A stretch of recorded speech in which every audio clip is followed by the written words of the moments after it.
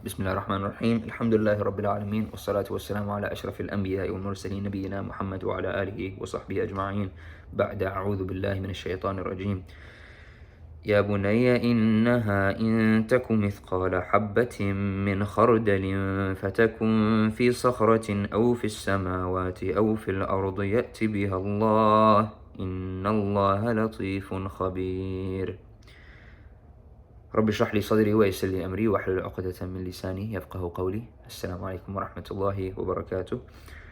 For today's Ramadan Ruby, I wanted to talk to us all about the little things, little good deeds, small habits that we can and we should, start to include in our daily lives, inshallah. Build in Ramadan and then carry on throughout our lives outside Ramadan.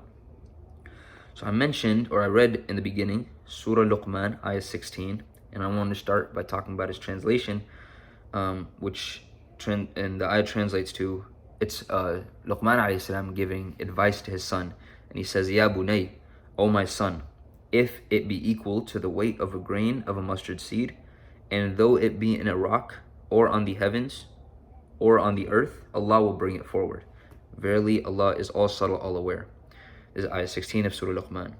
Now, Ibn Kathir, in his commentary, he talks about this ayah. He says, Luqman is saying, oh my son, if a good deed or an evil deed, two sides of the coin, if a good deed be equal to the size of a mustard seed, or the weight of a mustard seed, and it were lodged in a rock, somewhere on the heavens or on the earth, Allah will bring it forward. And this kind of is talking about how even if something seems insignificant, right, a good deed or an evil deed, if it seems insignificant to us, Allah subhanahu wa ta'ala does not overlook anything, right? Allah subhanahu wa ta'ala will bring it forth. He will bring it to light, or He will expose it. And so if Allah subhanahu wa ta'ala does not overlook these little things, these little good deeds, we shouldn't either. And the reason I wanted to talk about this now is because we're in the last 10 nights of Ramadan, and a lot of us, see ourselves devoting a lot of effort, a lot of time, a lot of commitment to these grand, large-scale forms of ibadah, qiyam al-layl, tarawih, reading large amounts of Quran, which by no means should we stop doing. In fact, we should keep on doing it and try to do more, inshallah, if we can. However, we're kind of flooring the gas pedal in the last 10 nights, and then we're kind of taking our foot off the gas pedal when Ramadan is over. And I want this talk to encourage us to not take our foot off the gas pedal. Now, another deed, obviously, that we do in Ramadan is fasting, right? However, I kind of want to connect the two topics I'm talking about, fasting and the little things. Fasting, we know to be staying away from food and water. However, we also know that fasting includes so much more than that, or it should include so much more than that, right? Controlling our anger, controlling the way we speak, controlling what we do with our time. All these things are other aspects of fasting that I think are often overlooked. And, I really want to emphasize these right now because, as we saw, any little deed will be shown on the Day of Judgment.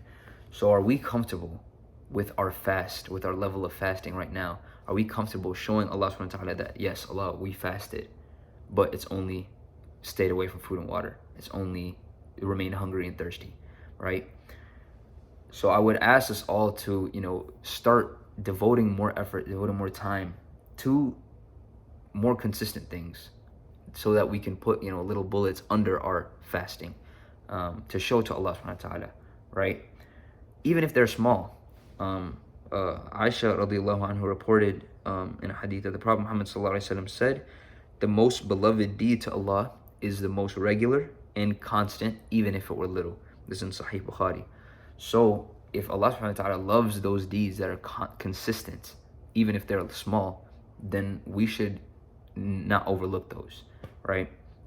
So let us, within the remaining nights of Ramadan, let us try to find a new habit, build a new habit in these last 10 nights, 10 days, where we can, that even if it has to be small, something that we can carry on throughout outside Ramadan.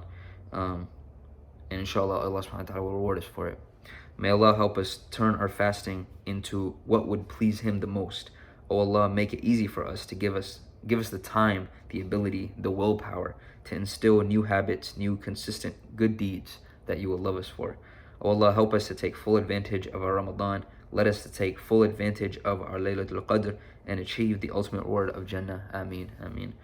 ربنا آتنا في الدنيا حسنة وفي الآخرة حسنة وقنا عذاب النار. Thank you so much for listening to my Ramadan Ruby. I hope we all benefited from it, inshallah. Jazakumullahu khair. Assalamu alaikum wa rahmatullahi wa barakatuh.